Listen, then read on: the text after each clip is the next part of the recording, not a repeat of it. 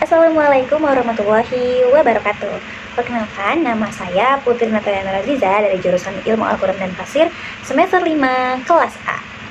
Sahabat-sahabat tafsir, pernah nggak sih kita itu berpikir bahwasannya masa idah perempuan kan 4 bulan 10 hari.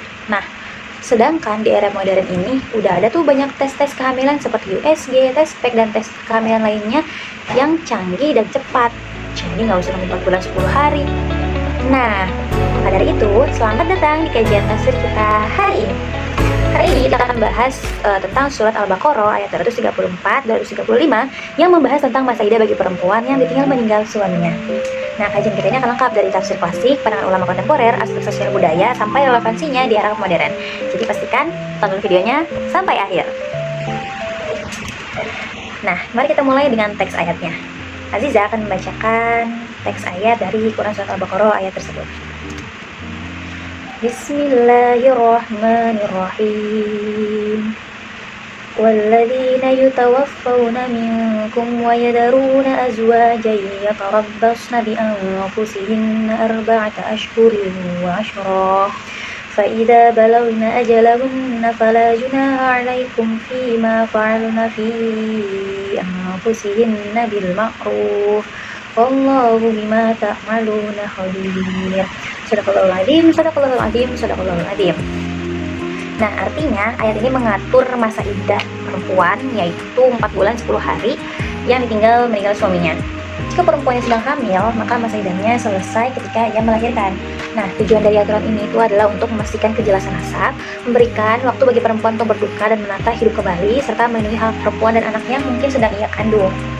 Nah, kalau kita lihat tafsir klasik, misalnya tafsir Jalalain, ada beberapa poin penting. Yang pertama, kalimat kata wajib ini menandakan tanggung jawab sosial dan hukum, bukan hanya perintah yang untuk wajib dilakukan gitu. Jadi ada bermakna tanggung jawab sosial dan hukumnya. Yang kedua adalah masa idah memberi waktu agar perempuan itu tidak langsung menikah lagi dan memastikan nasab anaknya jelas. Begitu juga dalam tafsir Ibnu Katsir dijelaskan latar belakang turunnya ayat. Nah, pada masa itu masyarakat Arab itu kadang membiarkan perempuan itu menikah terlalu cepat setelah suaminya meninggal. Nah, masa idah ini diperkenalkan untuk perlindungan kehormatan perempuan, hak anak, dan juga kepastian nasab. Nah, kalau kita lihat tafsir kontemporer, ada beberapa tokoh yang memberikan perspektif menarik. Salah satunya yang sudah saya kaji adalah tentang ayat ini dan dari cara pandangnya Ustadz Haji JJ Abdul Razak. Nah, beliau ini menekankan konteks sosial dan budaya saat ayatnya turun. Jadi masa idah itu bukan sekadar hukum-hukum keagamaan atau ritual-ritual, tapi untuk perlindungan sosial dan psikologis.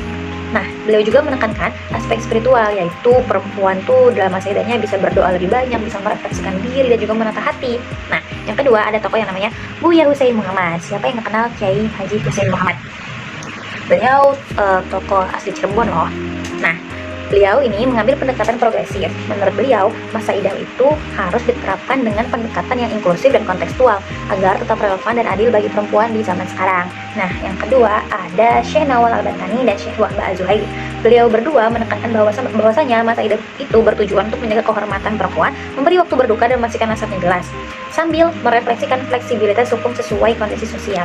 Nah, dari sisi sosial budaya, masa idah ini berfungsi untuk yang pertama memberikan waktu menata kehidupan baru, mengatur ekonomi rumah tangga, dan menyelesaikan urusan-urusan keluarga. Pasti ribet gak sih, dan banyak banget hal yang perlu diurus ketika selesai perceraian atau ditinggal meninggal oleh suami. Nah, yang kedua adalah memberikan kesempatan psikologis dan spiritual bagi perempuan untuk berduka dan mempersiapkan masa depannya kembali. Jadi pertanyaannya, di era modern sekarang, apakah masa idah tetap harus 4 bulan 10 hari? Padahal kita bisa memastikan bahwa kehamilan itu bisa dicek lebih cepat dengan USG atau tes kehamilan. Ini menjadi bahan diskusi yang menarik. Beberapa ulama kontemporer menekankan bahwa tujuan masa idah adalah memastikan nasabnya jelas dan memberikan waktu psikologis bagi perempuan. Dengan kemajuan teknologi, kehamilan dapat diketahui lebih awal dan akurat. Nah, secara teori ini, tujuan hukum untuk memastikan rahim kosong bisa dicapai tanpa menunggu 4 bulan 10 hari. Jadi, ya udah ada kemajuan teknologi, bisa lebih cepat dong mengetahuinya. Nah, pasti kita berpikir seperti itu. Tetapi, mayoritas ulama klasik tetap menekankan ketaatan pada teks itu, pada ayat tersebut. Karena ayat ini tuh secara eksplisit menetapkan masa idah. Seperti yang dikatakan Buya Husein Muhammad, prinsip hukum Islam adalah keadilan dan kemaslahatan manusia, sehingga penerapan masa idah ini tetap harus melindungi hak perempuan dan memastikan nasab jelas, tapi juga relevan dengan kondisi zaman. Jadi kesimpulannya, masa idah 4 bulan 10 hari itu memiliki tujuan jelas yang sudah termaktub dalam surat Al-Baqarah ayat 234 sampai 235. Yang kedua adalah tafsir klasik menekankan kepada kepatuhan-kepatuhan hukum, perlindungan nasab, dan kehormatan perempuan. Kesimpulan yang ketiga adalah tafsir kontemporer menekankan aspek psikologis, spiritual, keadilan gender, dan relevansi hukum di era modern. Yang keempat, aspek sosial budaya menunjukkan tujuan masa idah adalah memberi waktu berduka dan menata hidup. Yang kelima, di era teknologi modern, tujuan hukum bisa dicapai lebih efisien, tetapi prinsip keadilan, perlindungan, dan kepastian hukumnya juga tetap harus dijaga. Dengan demikian, masa idah itu bukan hanya sekadar rentang waktu aja, tapi prinsipnya adalah memastikan kemaslahatan baik dan keadilan bagi perempuan sambil kita juga menghormati atau melaksanakan demikian kajian lengkap kita tentang surat Al-Baqarah ayat 234 dan 235. Kita sudah membahas tafsir klasik dan kontemporer, pandangan beberapa tokoh, dan juga tadi dari sisi aspek sosial budaya serta relevansi hukum di zaman modern. Semoga pembahasan ini memperluas pemahaman kita tentang hukum idah, keadilan gender, dan fleksibilitas hukum Islam sesuai konteks zaman. Tapi jangan mudah untuk merasa cukup dan puas dalam menuntut ilmu. Terus mencari banyak sumber dan referensi untuk kejelasan dan keaktualan ilmu yang kita dapat. Sampai jumpa di kajian berikutnya. Wassalamualaikum warahmatullahi wabarakatuh.